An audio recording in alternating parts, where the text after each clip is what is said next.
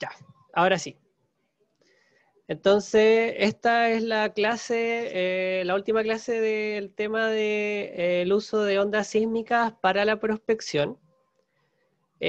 Lamentablemente vamos a ver un poco más de interpretación, porque la mitad de los artículos ahora en esta lectura crítica 2 van a ser de sísmica y la otra mitad van a ser de métodos eléctricos / electromagnéticos. Entonces es muy importante que veamos un poco cómo se van a interpretar, ¿ya? Porque si bien ya les comenté en la clase anterior de que la sísmica de refracción es como lo que más se usa en geotecnia para caracterizar capas someras, para encontrar nivel freático, a nivel de prospección de petróleo o de aplicaciones un poco más regionales o mineras, igual se usa mucho más la sísmica de reflexión, ¿ya? Y además el uso de tomografía sísmica. Entonces, son procesos cuya procesamiento de datos no es simple. De hecho, la sísmica de reflexión se tiene que usar como Sysmic Unix, trabajar como el sistema Unix, que es como trabaja Linux, y hacer migraciones y hacer ciertos ajustes que no podemos hacer, y en el mismo caso con las tomografías sísmicas que ocupan fuentes naturales requieren una capacidad de cómputo que va más allá de lo que nuestros computadores pueden hacer, así que por eso no vamos a procesar esos datos, sino que hoy día vamos a seguir trabajando con datos de refracción al final de la clase, pero la primera parte va a ser un poco cómo se hace y cómo se interpreta un poco estas cosas, que es lo que ustedes se van a encontrar en sus artículos. Ya se dieron cuenta también, espero que van a venir comentarios cuando subamos las notas que deberían estar listas ya las notas de su lectura crítica 1, pero en general nos interesa mucho que sepan las cosas que se están midiendo, cómo se interpretan, y, y por eso también vamos a poner harto énfasis en qué se está midiendo, ¿ya? Entonces, lo que vamos a ver en esta clase, que traté de cambiar un poco la diapositiva anterior de la clase anterior, porque me dio como... me quedó la duda si en la sísmica pasiva podíamos hablar de refracción y de reflexión. Como que reflexioné respecto a esa diapositiva y creo que esta está un poco mejor. O está... o cambió en ese aspecto en el sentido de que tenemos la sísmica. Al final de la clase vamos a ver una diapositiva que hace que todo esto como que un poco ya no tenga mucho sentido, pero tenemos la sísmica que se divide si tenemos fuentes naturales o tenemos fuentes artificiales. Si tenemos fuentes naturales, entonces estamos hablando de sísmica pasiva, donde se ocupa el ruido sísmico, ondas superficiales y también la sismicidad, lo que son los mismos terremotos o sismos de menores magnitudes, ¿ya? Y vamos a ver un poco de eso, vamos a ver tomografía sísmica pasiva en esta clase, y vamos a también ver sísmica activa de reflexión. Ya, entonces la clase pasada estábamos en este sector y ahora nos vamos a ir a esos dos cuadraditos, como para que nos ubiquemos un poco. ¿Ya? Pero al final todos los métodos de exploración sísmica lo que están usando es el uso de onda sísmica. ¿Y qué parámetros físicos están midiendo los métodos de exploración sísmica? Así como la gravedad medida o el parámetro importante en la gravedad era la densidad, ¿cierto? O el parámetro importante en la magnetometría era la susceptibilidad magnética. ¿Cuál es el parámetro importante en los métodos de exploración sísmica? Y esa es como una pregunta, que es casi la pregunta que le hicimos a casi todos los grupos que presentaron. ¿Qué parámetro físico estaban midiendo, cierto? ¿O qué parámetro físico era lo importante?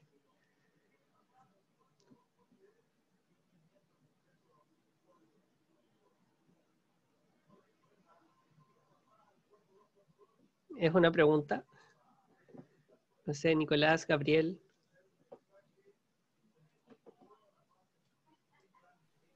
La velocidad. ¿La velocidad de qué?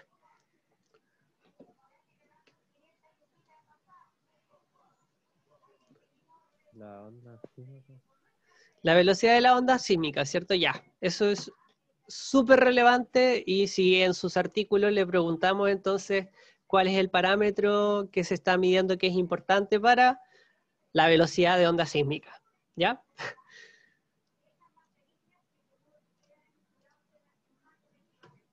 Entonces, aquí tenemos un poco eso, ¿cierto? Tenemos el tema de las velocidades de onda. Y podemos ver que a diferencia, y lamentablemente, a diferencia de la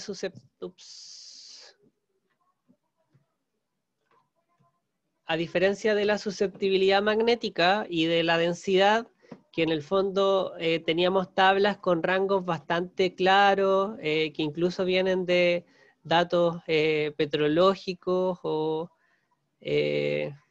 datos de laboratorio, ¿cierto? Que tiene que ver con la composición de la roca en el caso de la densidad.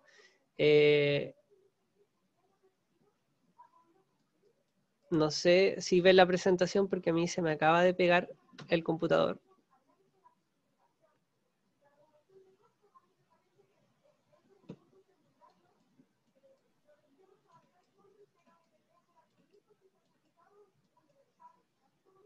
Sí se ve la presentación. Se ve ya. la diapo de velocidad de onda. Ya, súper. No sé qué se habrá pegado entonces.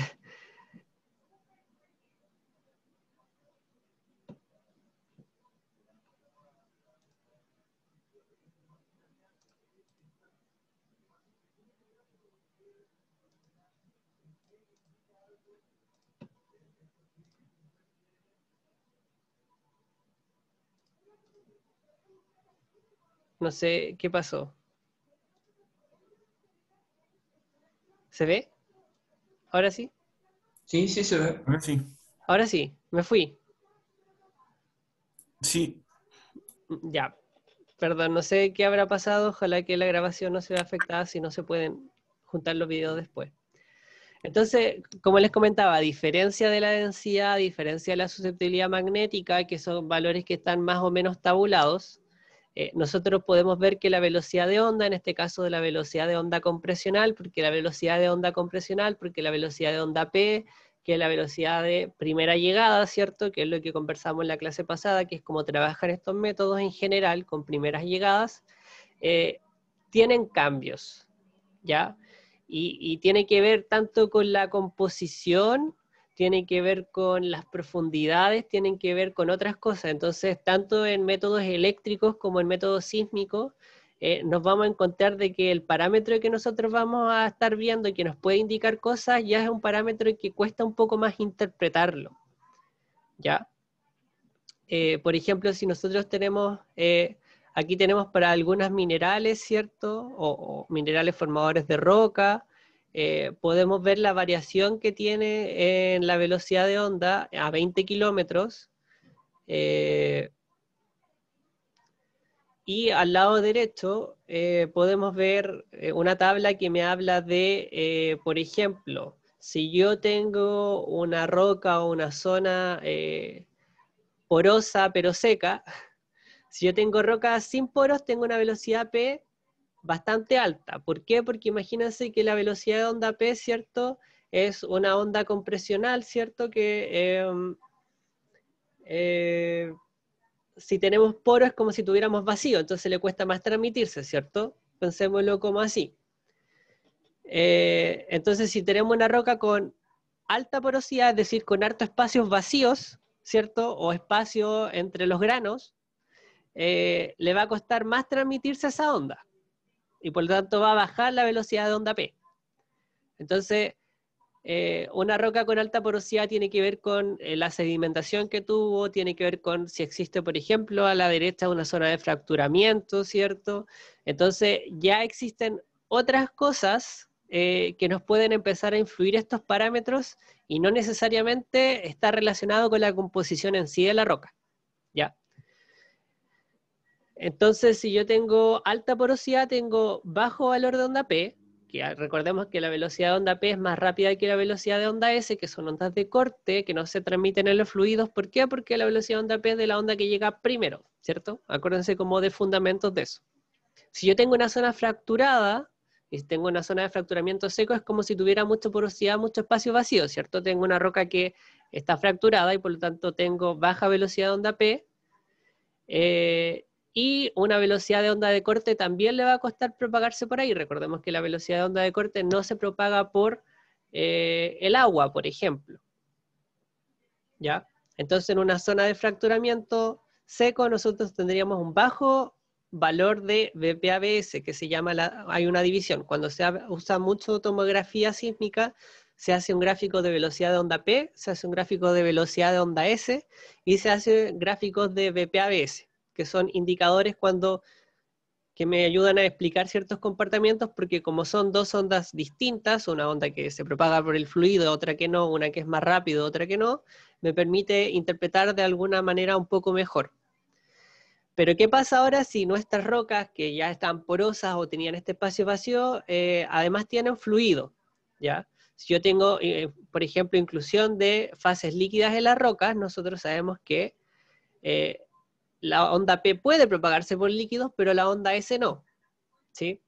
Entonces, aquí uno habla de que la razón BPABS es más alta. ¿Por qué? Porque simplemente BP es más grande, ¿sí? Porque la onda P sí se puede propagar por fluido y la onda S no, entonces obviamente va a disminuir su velocidad. ¿Qué pasa, por ejemplo, si tengo inclusiones de fase gaseosa en la roca? Estamos en un sistema geotermal, por ejemplo, ¿cierto?, de alta entalpía, o estamos en una zona volcánica, o estamos en una zona de hidrocarburos, ¿cierto?, de estas cuencas sedimentarias que tienen estas trampas de hidrocarburos. Bueno, entonces ahí tenemos inclusión de fase gaseosa en esta roca, ¿cierto? El fracking que se hace mucho en Estados Unidos, por ejemplo. Y ahí nosotros vamos a encontrar que nuevamente hay, si bien hay una disminución de la onda P y la onda S porque tenemos este vacío, entonces disminuye el BPABS porque ya la onda S no se puede propagar derechamente. Y la velocidad de onda P también le cuesta. Imagínense que es como tener vacío también, un poco el aire, la densidad del aire con respecto a la roca igual es un gran contraste.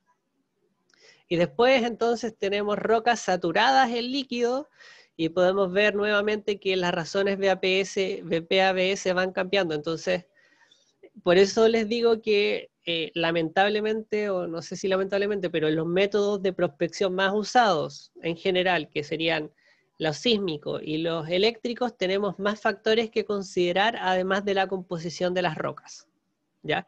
Y eso hace que sea un poco más difícil de interpretar, y eso hace que la interpretación tiene que estar muy bien justificada y sea mucho más criticable. Así que las y los que les toque hacer artículos de sísmica van a tener que fijarse un poco en eso, ¿ya?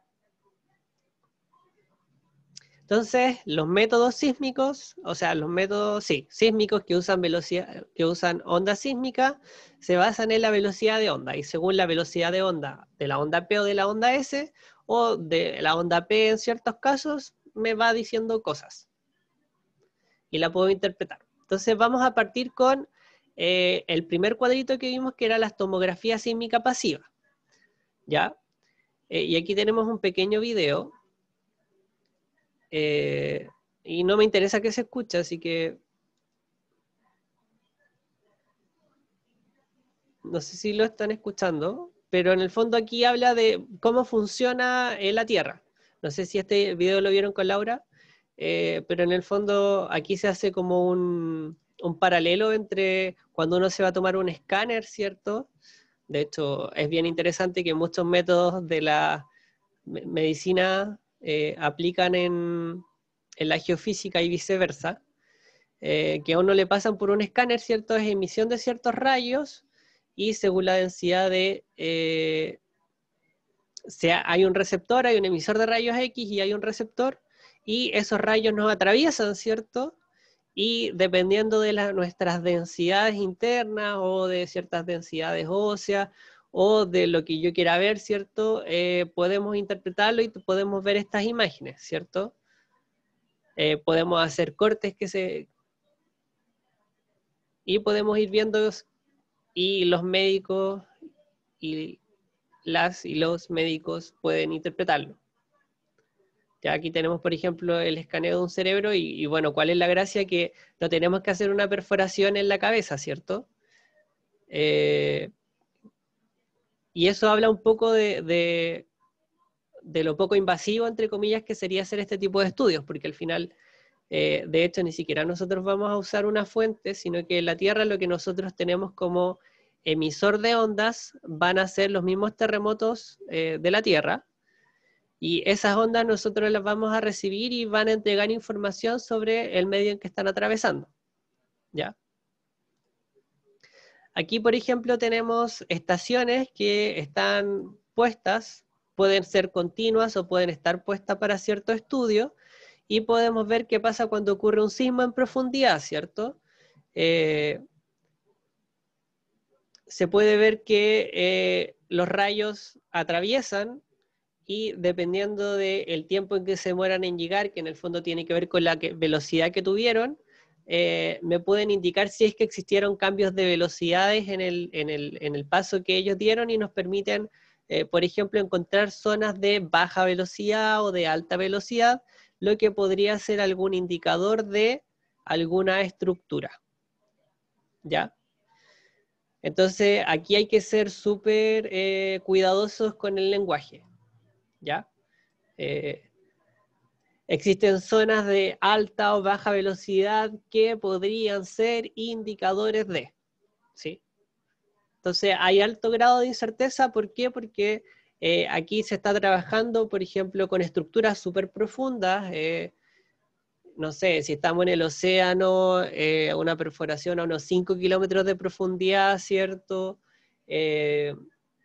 Cuando hacemos estudios de la geotectónica de ciertos lugares, de la subducción, estamos hablando de muchos kilómetros, entonces son mediciones indirectas y por lo tanto no siempre pueden ser exactamente una realidad, porque uno no puede hacer un sondaje a 20 kilómetros o 50 kilómetros de profundidad, ¿cierto? No existe eso.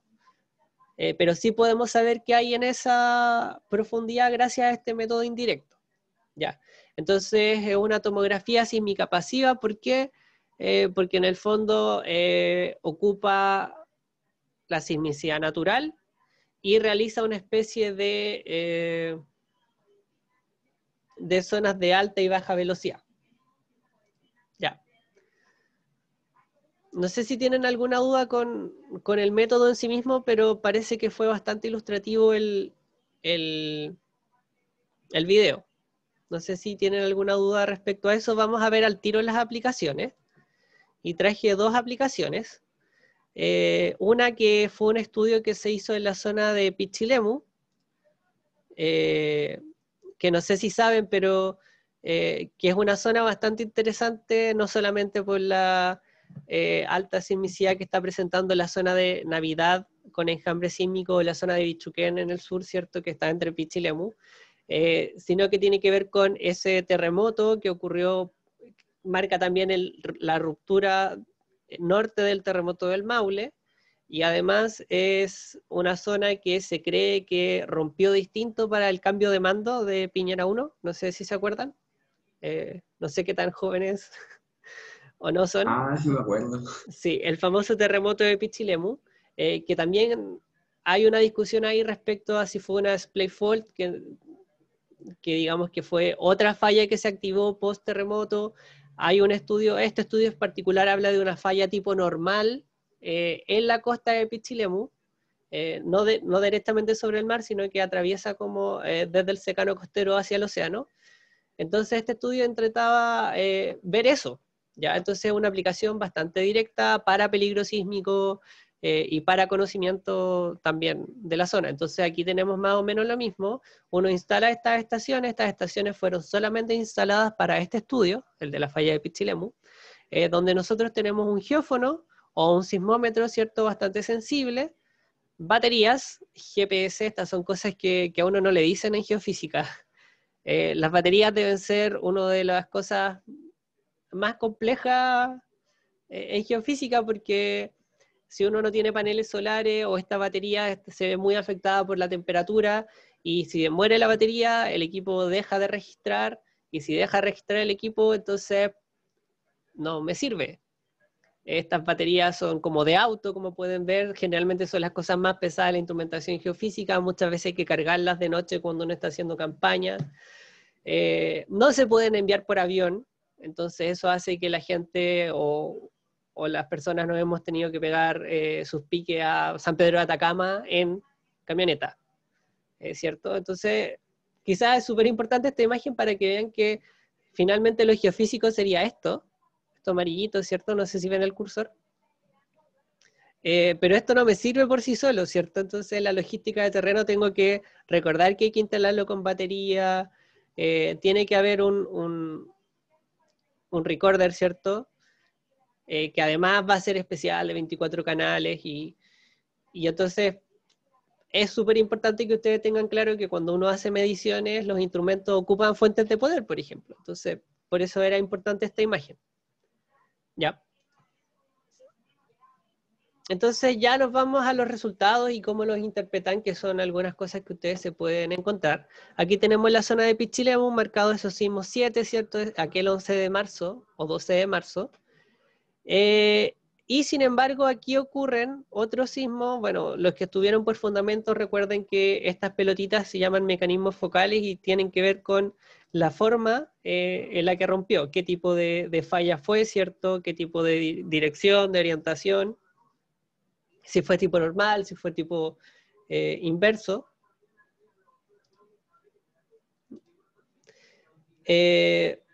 Y un poco trata de ver esta sismicidad, bueno, a dónde corresponde. Hay algunos que hablaban de una falla tipo splay. Sí, son esas cosas,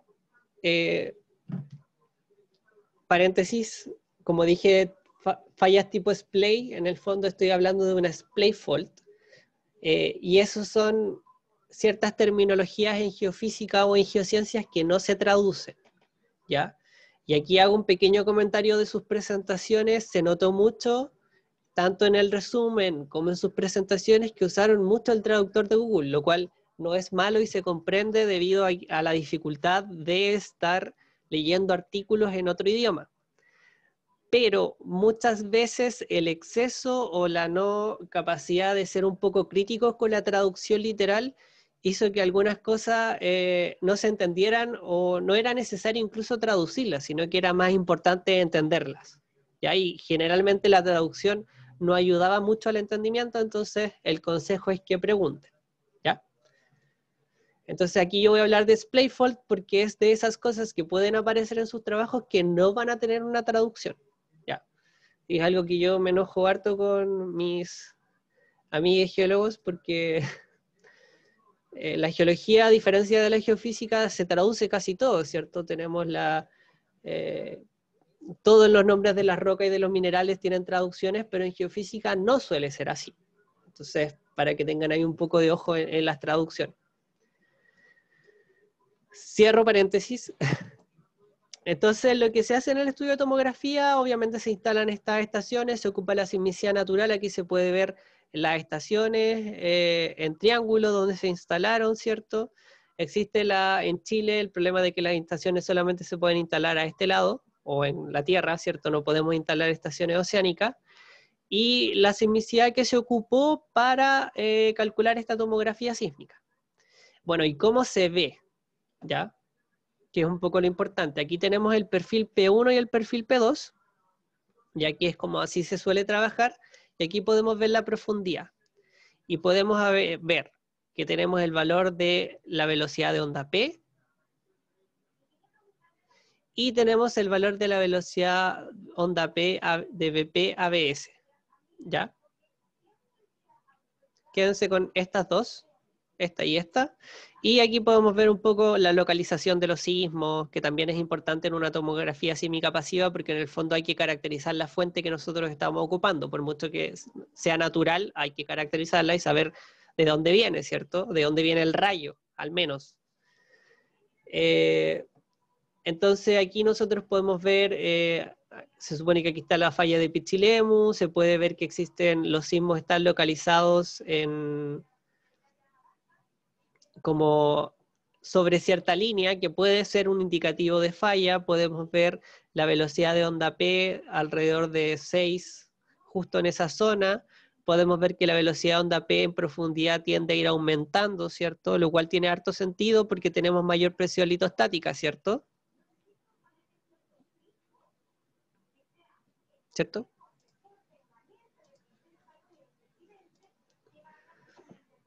Y aquí nosotros tenemos VP-ABS.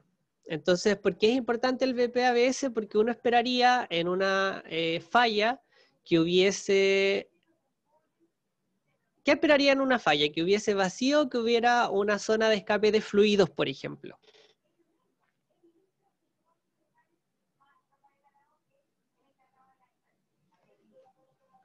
Si ustedes tienen una falla en Chile, o principalmente hablemos de Chile,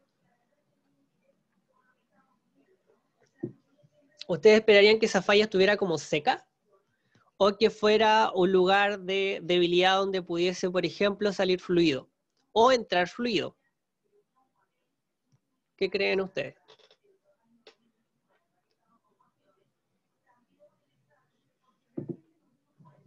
Andrea dice que efectivamente al ser una zona que está fracturada, entonces hay mucha probabilidad de que o salga fluido o entre fluido, ¿cierto? Y efectivamente eso es lo que uno ve en este valor VP-ABS, ¿cierto? El valor VP-ABS tiende a ser alto justo en esta zona.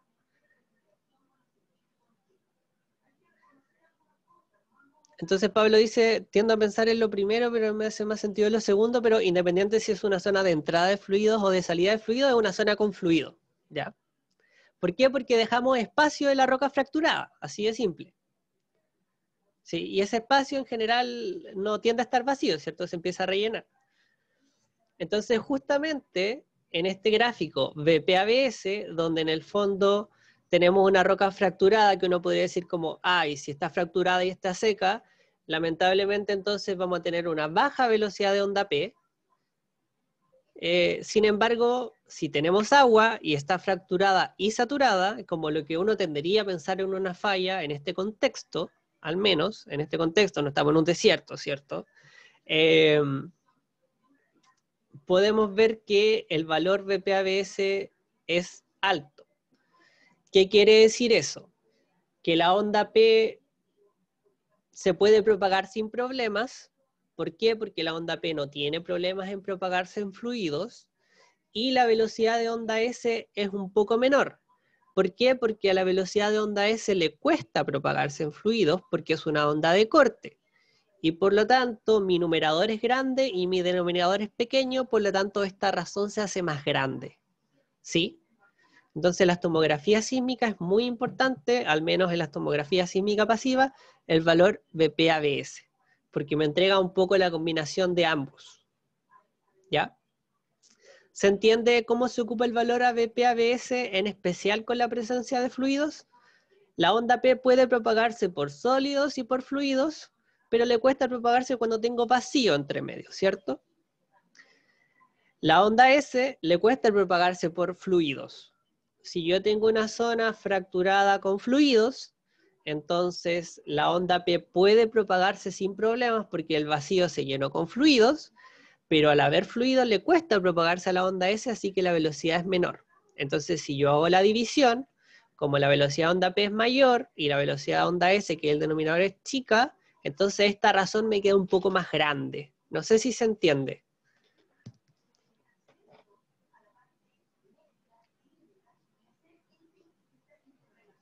¿Sí se entiende, Gustavo?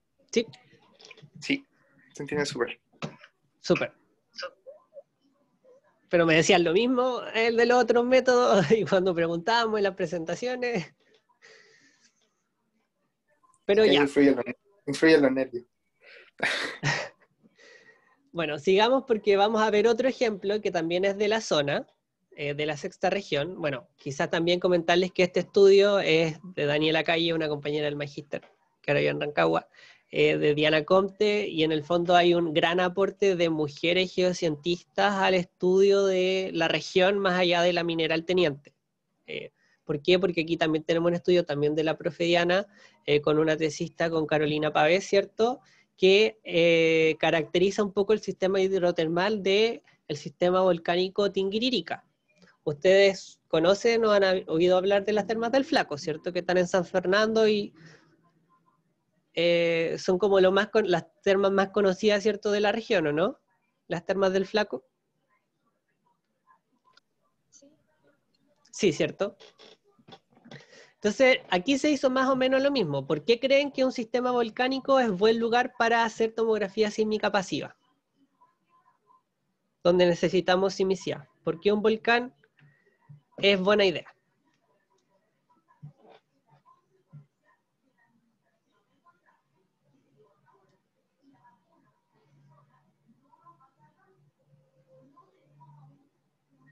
¿Por qué una zona volcánica sería un buen lugar para hacer una tomografía sísmica pasiva?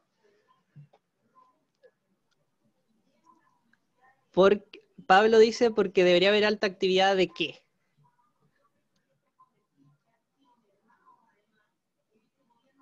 Sísmica. Efectivamente, en un sistema volcánico tenemos sismos que están asociados a los volcanes, no nos vamos a meter más allá en eso, porque no es el objetivo del curso, pero existe alta sismicidad y por lo tanto existe una fuente bastante constante, ¿cierto? Y que me va a permitir entonces poder hacer este estudio de tomografía. En Chile, en general, los estudios de tomografía se puede hacer sin ningún problema, ¿cierto? Porque tenemos subducción, tenemos distintos tipos de terremoto y por lo tanto vamos a tener fuentes en todas partes. Pero si estuviéramos en otra parte del mundo, quizás habría que pensar bien, ¿cierto? Si este es el método, necesitamos una fuente artificial, ¿sí? Entonces, lo que se hace acá, en este caso una aplicación geotermal de la tomografía sísmica, podemos ver, de nuevo, velocidades de onda PABS, aquí tenemos valor VPABS, y nuevamente les pregunto, si nosotros estamos en un sistema hidrotermal donde me gustaría encontrar, por ejemplo, un reservorio de agua, ¿cierto?, caliente, o una zona de movimiento de fluido caliente,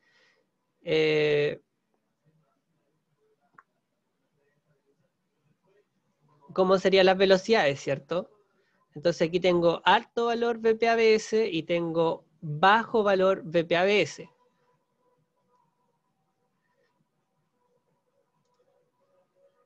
Entonces, ¿qué podría ser lo rojo que uno dice como, me encontré bajo valor VPABS? Y yo le acabo de decir que si estoy en presencia de fluidos debería tener alto valor VPABS, ¿cierto?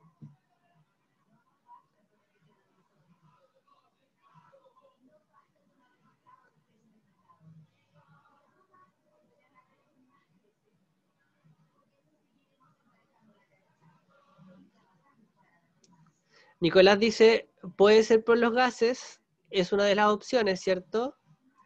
Pablo dice, quizás está rellena. No sé si puedes explicar un poco mejor la idea, pero también podemos pensar que la fuente de calor, en este caso, la fuente de calor de este sistema geotermal puede ser una cámara magmática o puede ser un plutón. Y en general, esa cámara magmática o este plutón puede ser algo sólido. Y por lo tanto, no necesariamente estamos hablando de algo con fluidos, ¿ya? Entonces, a lo mejor la parte roja me indica la fuente de calor y las partes con alto VPABS la circulación de fluidos. Entonces, esas ya son más interpretaciones que uno tiene que ir haciendo. Aquí también, por ejemplo, tenemos un sistema de fallas. Obviamente, si estamos en una zona volcánica, necesitamos una zona de entrada de fluidos y de salida de fluidos para que hayan termas, ¿cierto? De alguna forma tiene que entrar agua, circular por el sistema con una fuente de calor y salir, ¿cierto? Para los que no saben, existe un electivo ahora de geotermia que da Laura Becerril si les interesa más el tema, ¿ya? Pero aquí tenemos el comportamiento de la onda VPABS o VPOBS cuando tengo el sistema de fallas que está asociado a este sistema hidrotermal, ¿ya? Tenemos la falla del fierro donde podemos ver que hay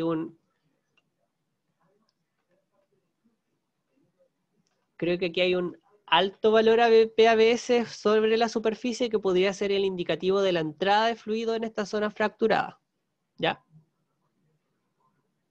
En esta zona de acá.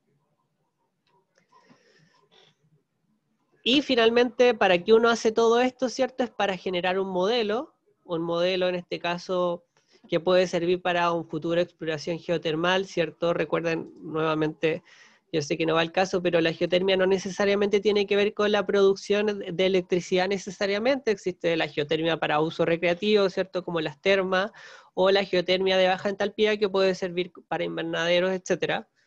Pero hay que caracterizarla, ¿ya?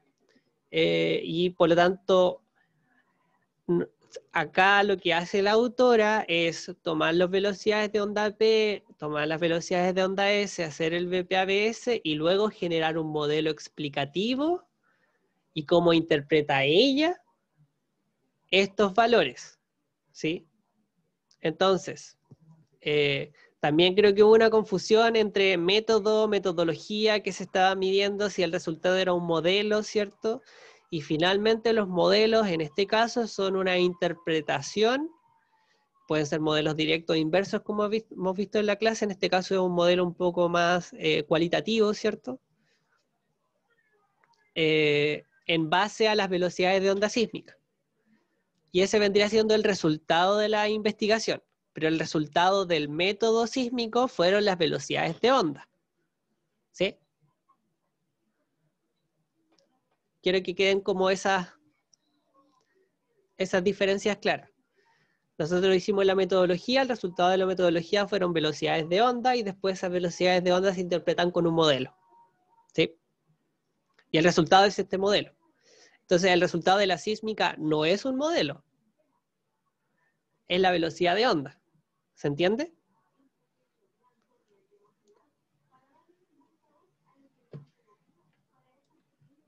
Sí. Entonces aquí nosotros tenemos en superficie, entonces, una zona de recarga de fluidos, entonces donde entra fluido con un alto valor BPABS, ¿cierto? Y tenemos zonas de...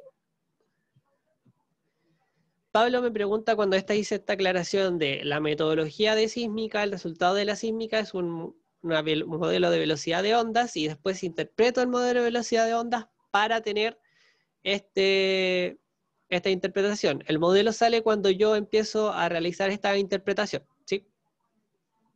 Pero el resultado de la sísmica es la velocidad de onda, ¿sí? Un modelo de velocidad de onda. No un modelo geotermal. La sísmica no me entrega un modelo geotermal. No sé si se entiende.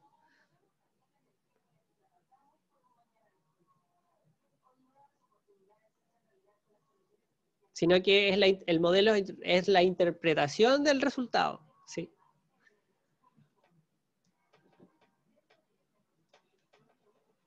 Ya. Y aquí entonces nosotros tenemos que encontró una zona de recarga, es decir, obviamente tiene que entrar agua a este sistema geotermal, encontró las fuentes de calor del sistema, ¿cierto? Que ojo, que no necesariamente estaban bajo el volcán. Y así se va interpretando. Entonces ahora vamos a pasar a la sísmica de... vamos a tratar de apurar un poco. Vamos a pasar un poco a la sísmica de reflexión. En este caso es activa, donde necesitamos una fuente artificial. Ya lo conversamos en la clase pasada, podían ser explosiones. En el caso de la sísmica oceánica, uno ocupa cañones de aire comprimido. Y existen dos formas, digamos, de verla. Existe una forma de interpretarla directamente con la impedancia que se llama, que en el fondo habrían grandes contrastes de velocidades en ciertos objetos y eso me podría indicar el cambio sedimento-basamento, la posibilidad de fallas, diápiros de sal, trampas de hidrocarburos, ¿cierto? De hecho, el petróleo y las trampas de hidrocarburos tienen una alta capacidad de reflexión o de impedancia sísmica que más específicamente hablando. ¿Y cómo funciona? Entonces ya nosotros no estamos trabajando con la onda directa ni la onda refractada, sino que estamos trabajando con la onda reflejada. Y por lo tanto vamos a marcar en la curva camino-tiempo, o vamos a interpretar que las llegadas de la curva camino-tiempo, de hecho, miren, aquí está como la hipérbola, ¿cierto?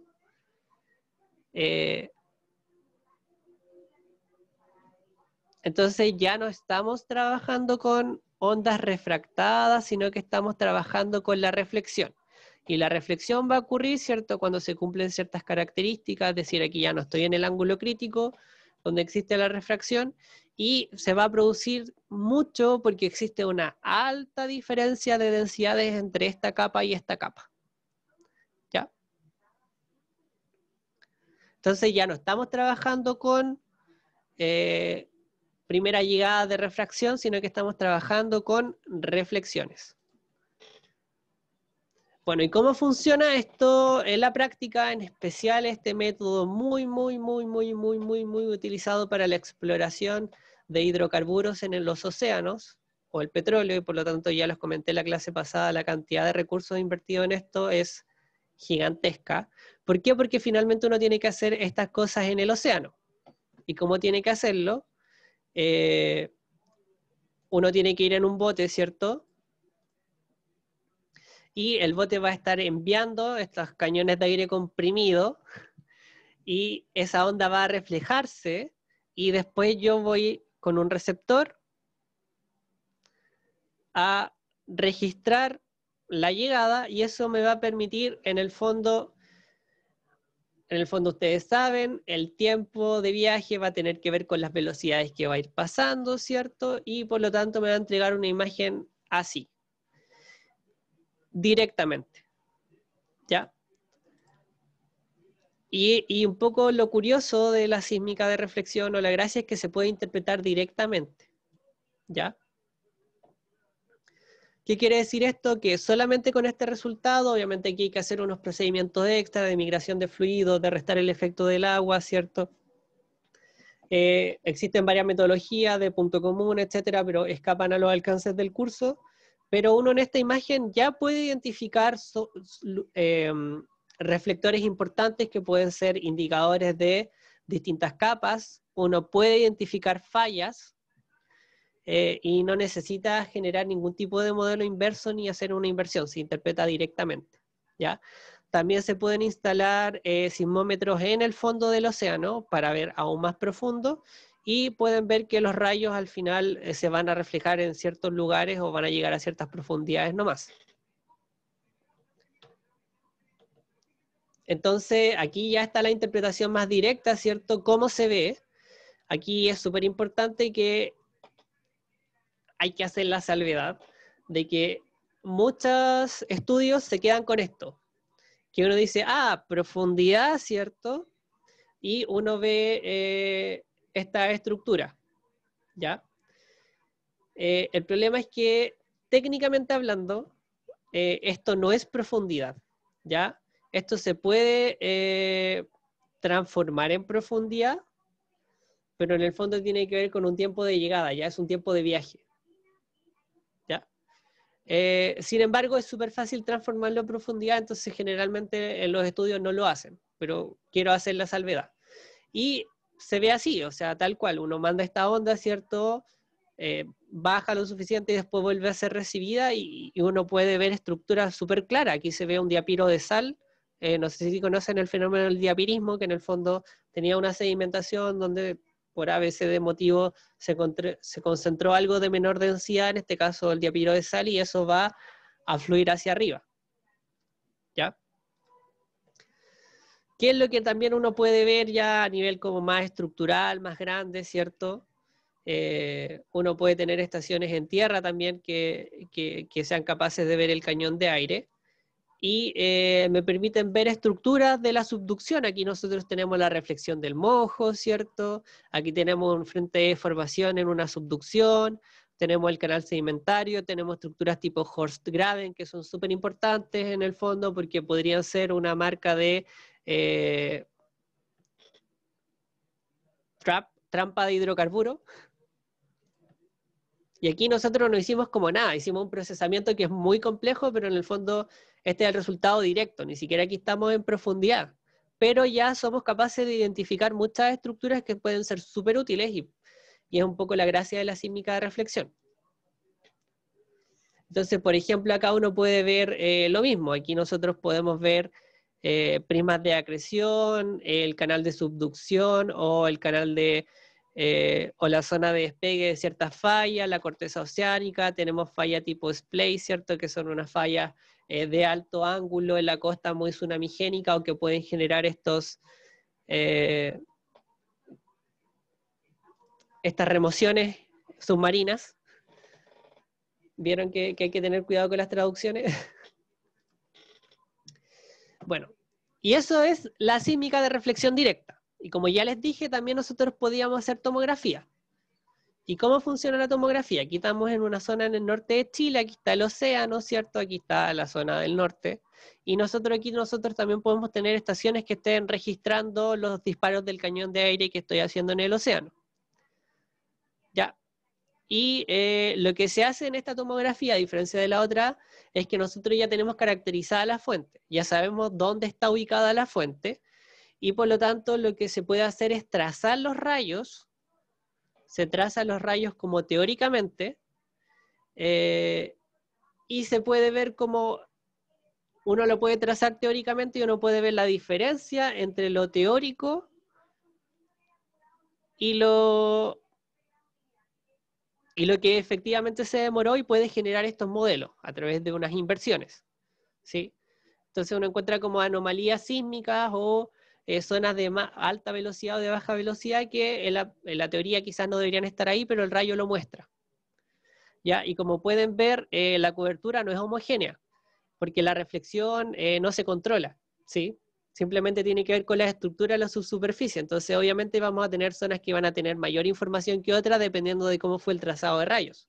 Y es algo que se puede controlar con una mejor cobertura de estaciones o con disparos muy seguidos, pero hay cosas que no van a depender de eso. En este caso, ustedes pueden ver que en esta zona del océano no pudimos llegar más profundo por limitaciones de la energía de la onda sísmica, pero en la zona de la corteza a lo mejor sí.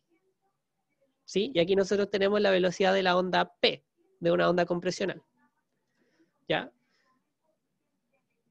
Y uno puede encontrar cosas como estas, ¿ya? Uno puede encontrar cosas como estos montes submarinos que explican mucho enjambre sísmico o zonas de entrada de fluido en la zona de Yapel, por ejemplo. Los montes submarinos al final son volcanes submarinos. Y uno puede identificar que la velocidad de onda está relacionada con ciertas estructuras geológicas, ¿ya? Y obviamente, como siempre, y lo mencionamos harto en los artículos de geofísica, la sísmica por sí sola a lo mejor no es suficiente. Ningún método geofísico por sí solo es suficiente. Entonces, ¿qué es lo que uno puede hacer acá? Por ejemplo, aquí existe un trabajo que combinó en la zona de, ¿dónde lo hizo la Vale? En la zona de Iquique. Sí. Ella combinó la tomografía sísmica con un modelamiento de gravedad. Y la densidad y el parámetro de onda P entonces se pueden complementar para dar mayor información o dar una interpretación más completa. O como ella lo tiene al otro lado, existen capas que en general litológicamente o petrológicamente se sabe más o menos cuál es su composición, y por lo tanto también uno puede saber más o menos qué velocidades de onda uno debería esperar encontrar. Entonces la sísmica se puede constreñir con otros métodos geofísicos como la densidad o como en este caso información petrológica de composición. ¿Sí? Entonces esta diapo es, nuevamente, la geofísica por sí sola no es suficiente.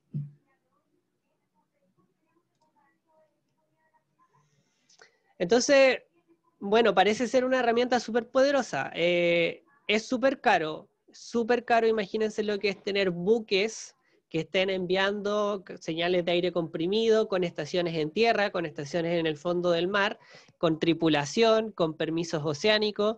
Es algo súper caro, pero la exploración de hidrocarburos y el precio del hidrocarburo hace que, por muy caro que sea, se hace muchísimo.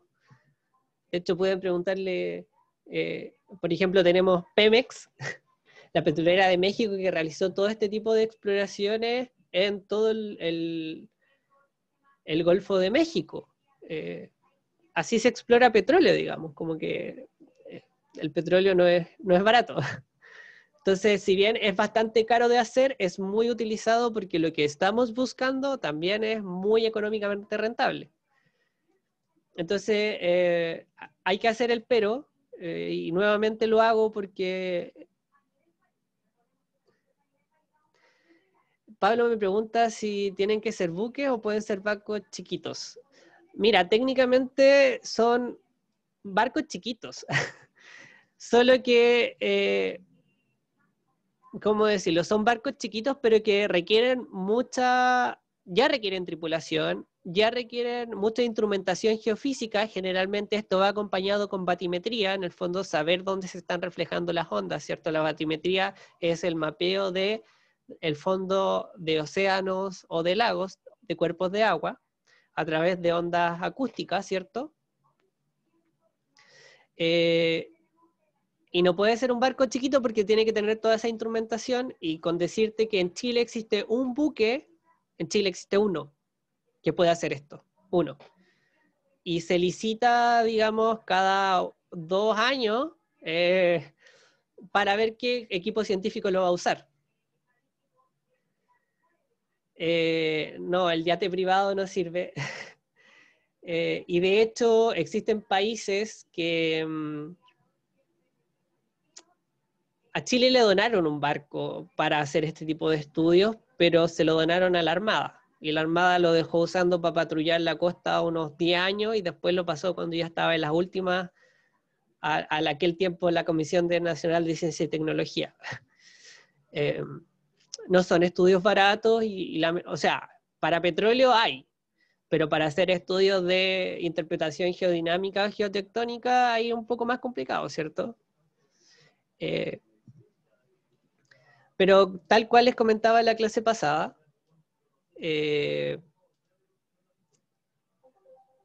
hablé con mi amiga Valeria Cortés, que en este momento está haciendo un doctorado en Estados Unidos y ha ido en 3 cruceros que se dice de prospección sísmica.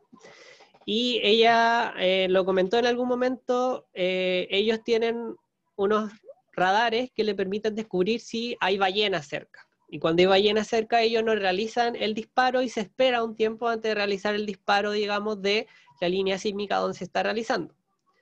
Pero han salido estudios, por ejemplo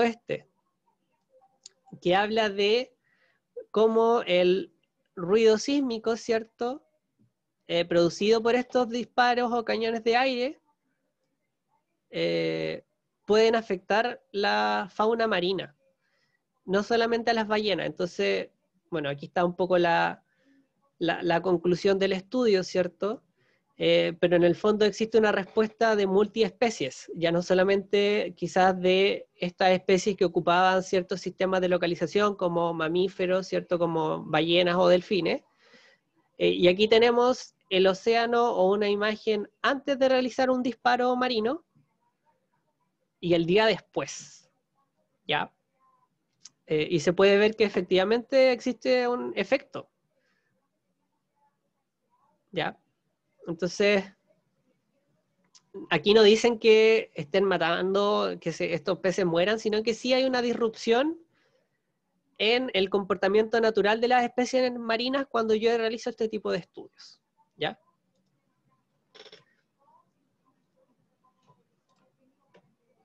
Bueno, en ese caso de los peces no se comprobó si es que los peces efectivamente morían, ¿cierto?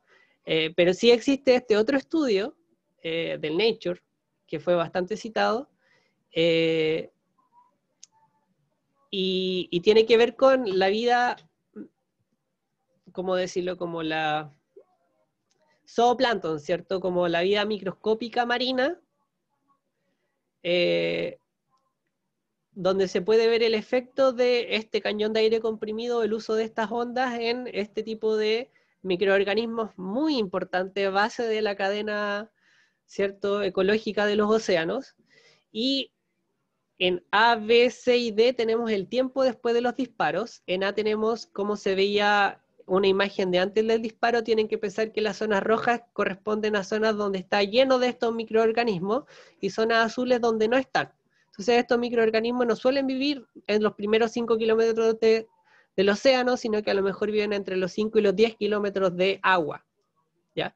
Porque nosotros lo que hacíamos era tirar el aire comprimido que se reflejara en el fondo marino y que me diera información de la roca, ¿cierto? No del agua.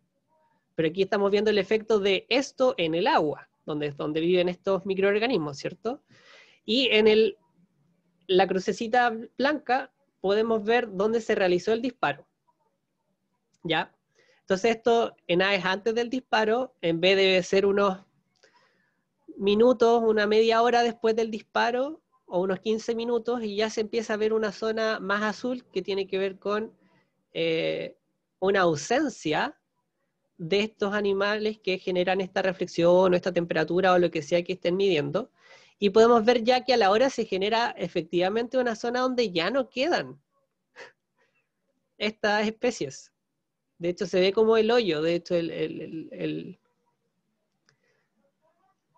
así lo describe el artículo, ¿ya? Y después se puede ver cómo eso va aumentando en profundidad a medida que pasó el tiempo. O sea, el disparo fue, y esto debe haber sido a las 3 horas del disparo. Y se cree que se tiene que ver con que finalmente se afecta mucho lo que es los infantes o las larvas de este zooplancton, ¿ya? Bueno, ¿y por qué es importante un poco esto y por qué lo saco a colación quizás y no digo como, bueno, es la exploración y es un método poco invasivo a cómo podría ser estar haciendo explosiones en el fondo del océano, ¿cierto? Y tiene que ver con que aquí tenemos una figura de ese mismo estudio que habla de las zonas que posiblemente tengan todavía reservorios de petróleo y que todavía no han sido exploradas, ¿ya? Y pueden ver que muchas de esas zonas corresponde, por ejemplo, a toda esta zona alrededor de Australia. Ustedes saben qué cosa muy relevante existe en Australia a nivel de fauna marina y que de hecho además se ve afectado por el cambio climático.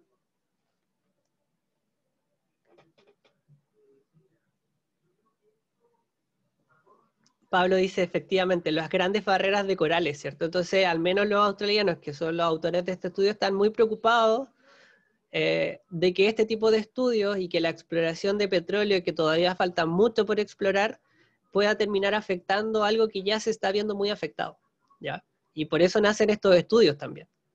Y creo que me parece súper... O sea, a mí no me lo pasaron cuando vi 3 ramos de reflexión sísmica, pero es algo que salió en discusión con mis amigos tesistas y creo que es importante transparentarlo también. Ahora, no todo está tan mal. ¿Por qué? Porque también se están usando este estudio del año pasado, es reciente, donde en vez de a lo mejor usar estos cañones de aire comprimido artificiales, usar a la misma fauna marina que genera ondas sísmicas o que genera ciertas ondas de ciertas frecuencias que me permiten hacer exploración del subsuelo. En este caso tenemos el canto de las ballenas, donde se puede caracterizar, ¿cierto? Donde se caracteriza muy bien su fuente, en general son bastante regulares los cantos de las ballenas, ¿cierto? Tienen mucha energía, son bastante energéticos, ya están en el fondo del océano, y se pueden identificar las ondas directas, ciertas fases, y se puede hacer lo mismo que si fuera un disparo de aire comprimido, ¿cierto? Y en el fondo se puede ver reflexión, reflexión, y si tenemos un instrumento que sea capaz de medirlo. Entonces a lo mejor ya no tenemos que estar disparando, sino que podemos usar, entre comillas, las cosas que ya existen naturalmente. El problema es que este método, no sé si catalogarlo como pasivo o activo, ¿cierto? Y eso me pone en un problema, pero es algo nuevo, y en el fondo es tratar de utilizar el canto de las ballenas para hacer prospección sísmica sin necesariamente hacer todo lo anterior y disparar con cañones de aire comprimido. Esto abarata también la exploración y genera mucho menor impacto en el medio ambiente. Entonces, no todo está tan mal y se están haciendo esfuerzos para movernos hacia quizás exploraciones marinas mucho más amigables con la fauna marina. Entonces, antes de terminar, y es algo que no quedó pendiente en la clase pasada, eso era todo lo que es tomografía sísmica y sísmica de reflexión. No vamos a poder trabajar con esos datos porque ya les comentaba que es bastante difícil el procesamiento y una cantidad de, imagínense, la cantidad de información que tienen que tener esas líneas sísmicas para que se vean cómo se ven. Pero vamos a volver a nuestro trabajo con capas planas de onda refractada. Acuérdense que nosotros teníamos la fórmula de onda directa y la de onda refractada, donde cada pendiente de primeras llegadas significaba entonces la existencia de capas. Vimos en la clase pasada cómo en unos perfiles sísmicos era bastante difícil interpretar cuántas capas habían. Y nos quedó pendiente un poco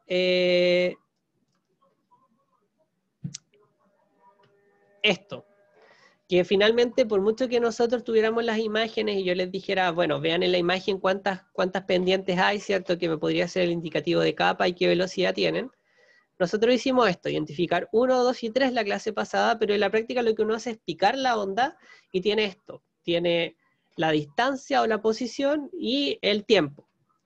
Entonces lo que tienen que hacer en el archivo Excel que les volví a subir en esta ayudantía y que les subí la clase pasada es graficar la curva camino-tiempo, identificar las pendientes y hacer un ajuste lineal en Excel y decir qué velocidad tiene cada una de las capas.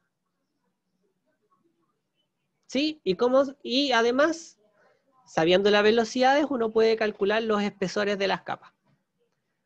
¿Ya? Y la idea es un poco lo mismo, que nos dividamos en grupos, unos 10 minutos, y después nos juntemos a comentar cuántas pendientes encontraron y qué velocidades encontraron. Y que tendrían que ser las mismas, ¿cierto? Pero ya vimos que eso no ocurre. Así que somos 8 personas. Nos dividimos, alguna o alguno se tiene que ir, como para hacer la división, que harían 2, 3, 3. ¿Sí? No sé si ya descargaron el Excel. Voy a repartir al azar los grupos, no sé qué les parece. Me parece importante al menos que veamos cómo poder ajustar las pendientes o que vean en Excel cómo... Pablo va camino a vacunarse, así que Pablo no cree que sea de mucha ayuda. ¿Los divido y lo hacemos o se los muestro nomás ahora y me prometen que cuando lo tengan que hacer en el trabajo final con eso les bastará? ¿Qué prefieren?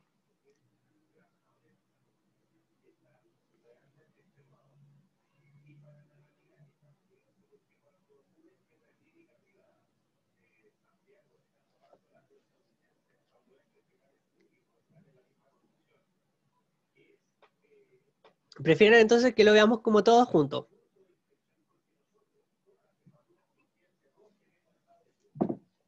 Ya, ningún problema.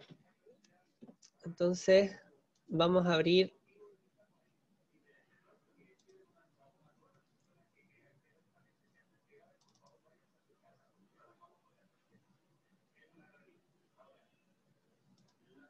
el Excel.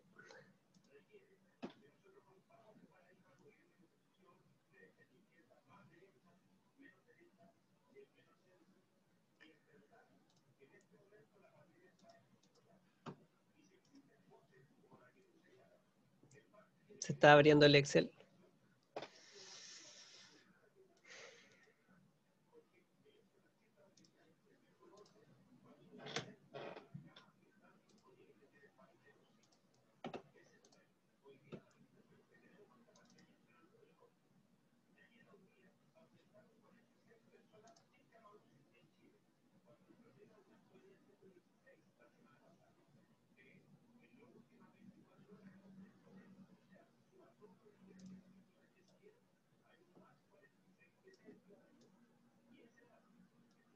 Ya.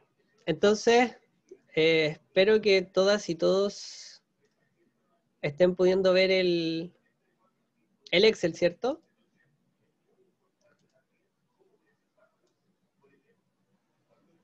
Sí se ve. Súper. Entonces, en el fondo graficar la curva camino-tiempo, ¿cierto? Entonces, el tiempo, t de x, y la posición. Acuérdense que nosotros siempre vemos x de t y el t, pero aquí es al revés. ¿Sí? Curva camino-tiempo. Entonces, voy a volver a insertar el gráfico.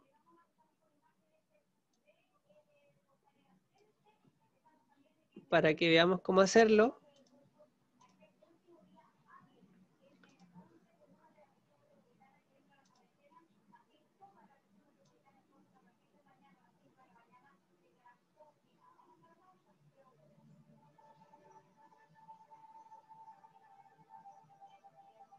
Así se hace el gráfico, ¿cierto? Sí. Súper. Entonces, aquí la parte interesante es identificar cuántas pendientes se ven, ¿cierto? Entonces, aquí nosotros tenemos, entre comillas, cómo se ven los puntos unidos y vamos a ver, voy a preguntar cuántas pendientes ven. 1, ¿cierto? Esta pendiente, ¿cierto? Sí, profe. Esa sería la onda directa. Ya. Después me podrían decir que podría ser entre este y este. Después entre esta y esta. Después entre esta y esta.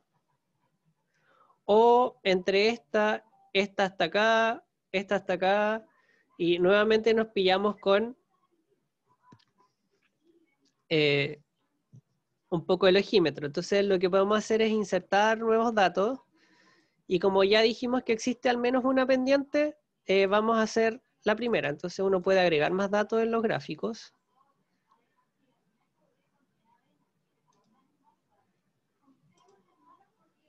Entonces uno puede agregar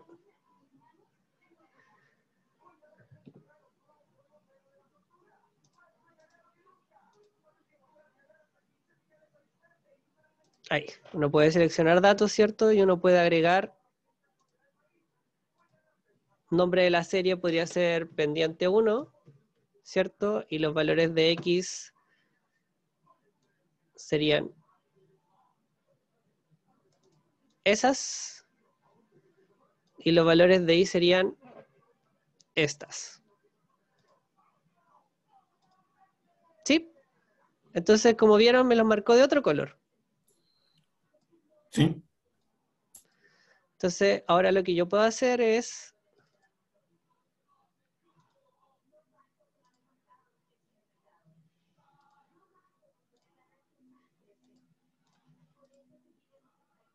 agregar línea de tendencia de datos,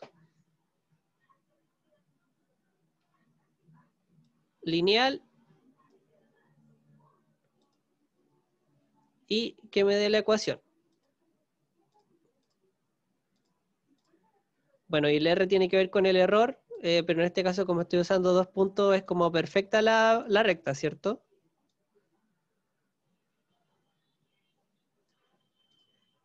Entonces, ¿cuál sería la velocidad de la capa 1? Entonces, como encontramos, entonces vamos a pintar de naranja.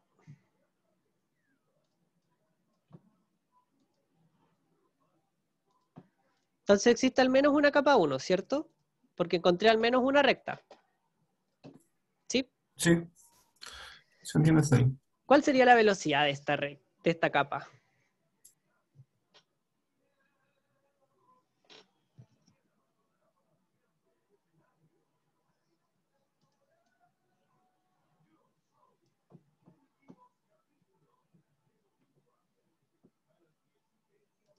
¿Alguien se le ocurre?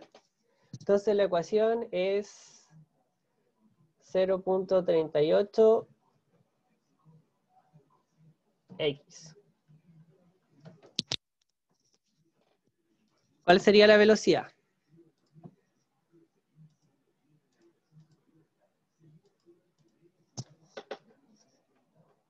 Sería 1 partido por la pendiente, ¿cierto?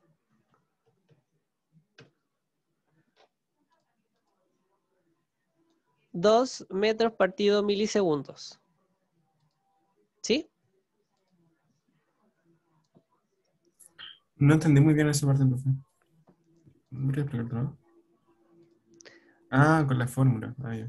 Recordemos que en las curvas camino-tiempo, la pendiente es 1 partido por la velocidad. ¿Sí? Ya. Tanto en la refractada como en la directa. Entiendo.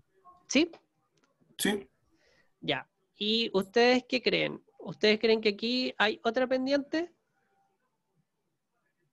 al menos en estos 3 puntos. Yo uniría esos 4. Estos 4. Sí. Y no sé Estos si 4. agregaría el king. Sí, esos 4. Entonces, estos 4 serían... Entonces vamos a insertar.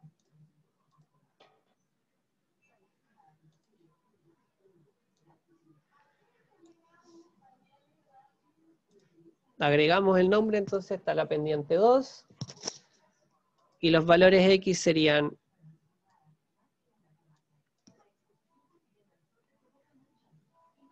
1, 2, 3, 4, ¿cierto? Sí. Y los valores Y serían 1, 2, 3, 4.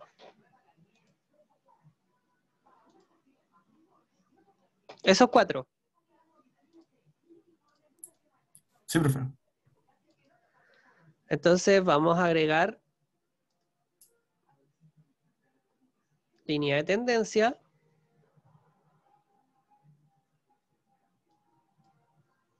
Y presentemos la ecuación en el gráfico. Ya, entonces tenemos B2 y lo vamos a pintar. Y la ecuación es 0.202x más 8.9. ¿Cierto? Entonces, ¿cuál vendría siendo la velocidad 2?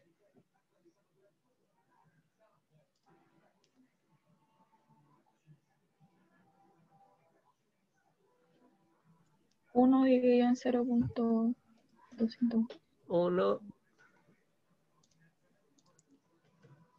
1 dividido en 0.202.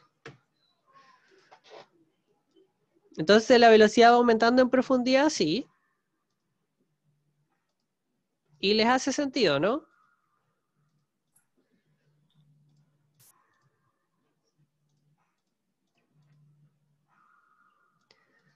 Ahora, ¿cómo podría calcular el espesor de la capa 1? ¿Puedo calcular el espesor de la capa 2 hasta este momento?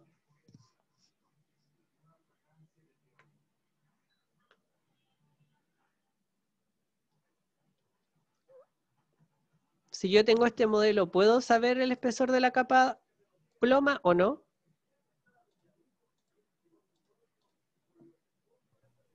No se podría, ¿no?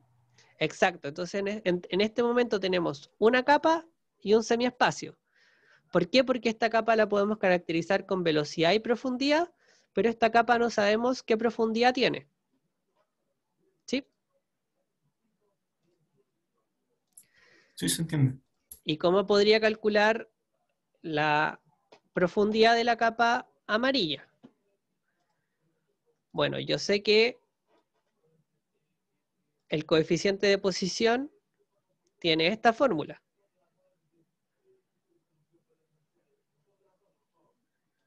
Entonces yo perfectamente podría tomar el coeficiente de posición, igualarlo a esta fórmula, que sería esto, y como tengo B1 y B2, puedo despejar H.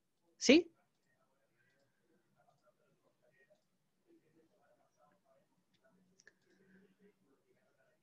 ¿Se Una entiende? pregunta. Sí, ¿Cómo se sabe la profundidad? porque nosotros tenemos la ecuación y podemos decir, 8,9, deberían ver,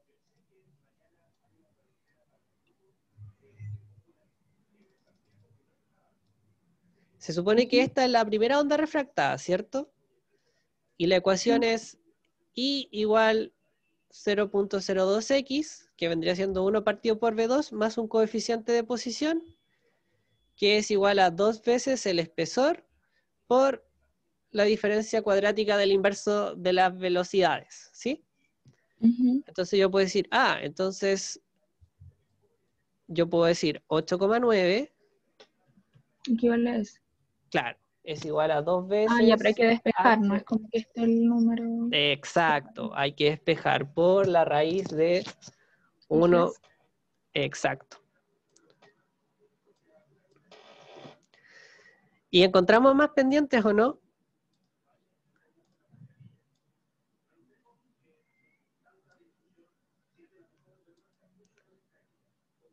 ¿Dónde estaría la otra pendiente según ustedes? Estoy en la duda si son esos 4 primeros o hasta el quinto, o esos 5. 1, 2, 3, 4, 5. Estoy como con la duda, porque como que no es tan recto. Yo Claro, no sé qué entonces, tan precisa hay que ser porque vería hasta dos, una entre 2 puntos y otra en los siguientes 3. Pero es que exactamente ese es el problema, ¿cierto? ¿Qué pasa si yo me pongo demasiado, ¿cómo decirlo? Demasiado purista y digo como, no, mira, entre este y este hay una capa, pero entre esta y esta hay otra, y entre esta y otra, ¿cierto? Uno también podría hacer eso, ¿no? sí. A ver, hagámoslo.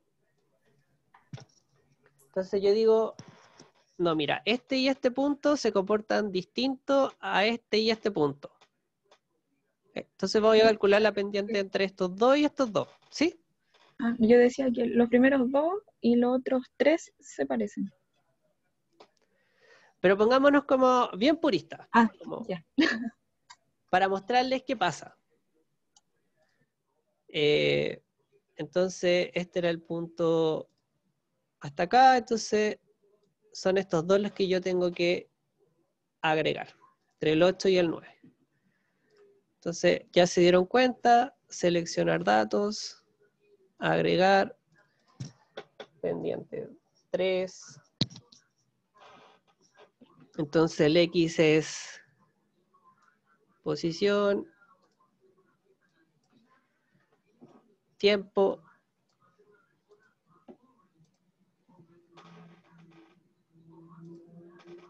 y voy a agregar la línea de tendencia de datos.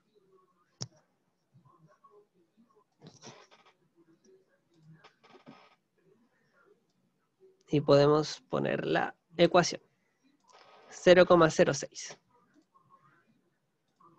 Y como les dije, me voy a poner como muy purista y voy a decir, esto es otra capa.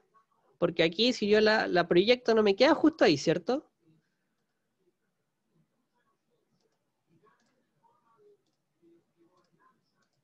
¿Cierto? Ese era el acuerdo. Sí, profe. Entonces voy a nuevamente agregar línea. Entonces, solamente para recordar,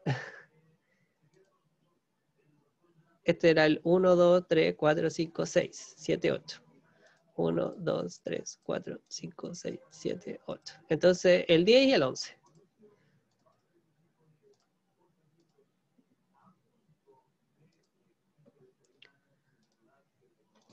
Pendiente 4. Entonces, posición, tiempo.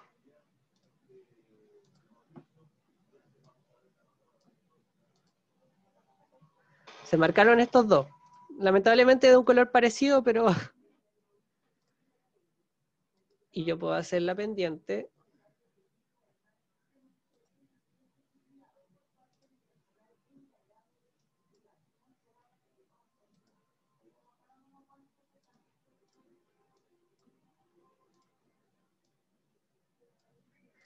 Comparemos un poco las pendientes. Son distintas, ¿cierto? Sí, 0,08, 0,06. exactamente. ¿Sí? Entonces, yo podría decir 1 dividido 0,06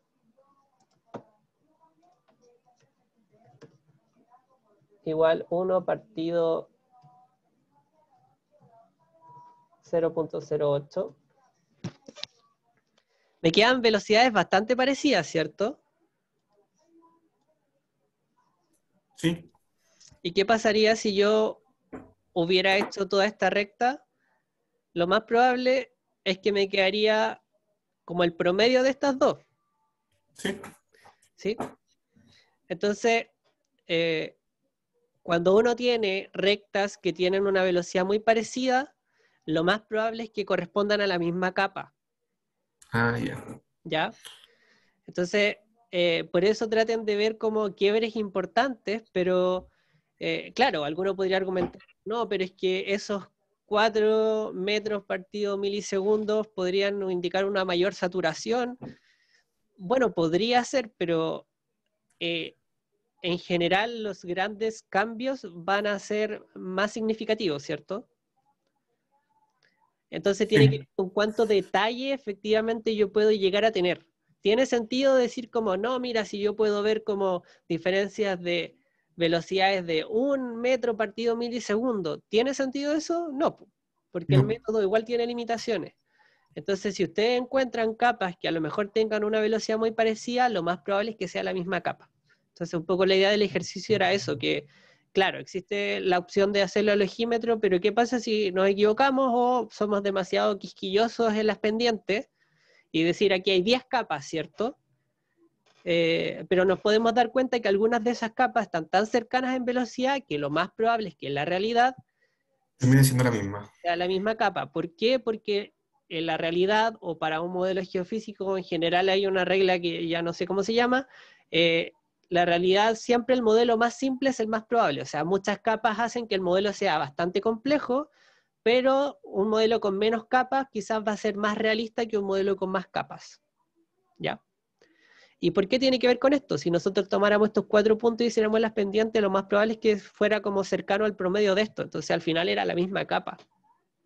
Y esa era un poco la idea de por qué fuimos como tan estrictos en decir como no, yo veo el cambio sutil, pero lo veo, ¿cierto? Pero cuando lo calculo al final, en la interpretación digo, entonces a lo mejor no tenía 10 capas, tenía 5. No tenía 8 capas, tenía 2. ¿Sí? Sí, se entiende. Entonces la idea es un poco eso, y lo más probable es que además la potencia de esa capita también fuera súper pequeña, fuera, no sé, 5 centímetros. ¿Tiene sentido ver una capita de 5 centímetros? En este método no.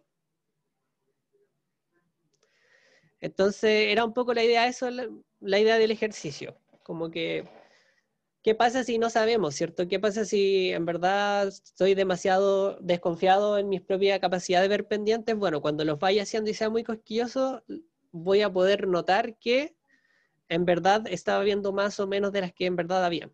Ya. Y nuevamente este método por sí solo no sirve, porque de nuevo estas son aproximaciones y tendríamos que ver un perfil de gravedad, un sondaje o un sondaje eléctrico vertical y comparar, ¿cierto? Así que eso fue la clase de hoy y con esto cerramos sísmica, ¿ya? Así que eso, no sé si tiene alguna Bueno, duda. profe. Eh, No, de momento no. los artículos los vamos a subir este fin de semana, los artículos 2, ¿ya? Para que tengan tiempo ahí Ya. de leerlos y todo, y van ahí los comentarios. Si tienen algún comentario y quieren saber algo específico de su presentación, no duden en escribirnos, pero en general, ojo con las traducciones, ojo con las metodologías, ojo con los modelos y ojo con lo que se está midiendo. ¿Ya? Ya, profe. Así que dejamos hasta acá. Perdón, Ya, profe. hace 5 minutitos. Chao, chao. No importa. Ya. Nos vemos. Que esté bien. Chao, Gustavo, buen fin de semana. Igual, Chau, chau. vayan a vacunarse. Me toca el lunes. Ay, eso, no sé, etcétera, pero si ustedes se sienten mal, debería existir, avisen, como que estamos en época de muchas pruebas, de muchas entregas de trabajo, de muchas tareas, y a lo personal yo me sentí mal 2 días, así que si ustedes tienen algo que hacer, avísenle a sus ayudantes o a sus profes, porque lo más probable es que les den más tiempo si se sienten mal, ¿ya? Como Ya, profe. paso el dato. Así, pero vayan a vacunarse igual. Chau, chau.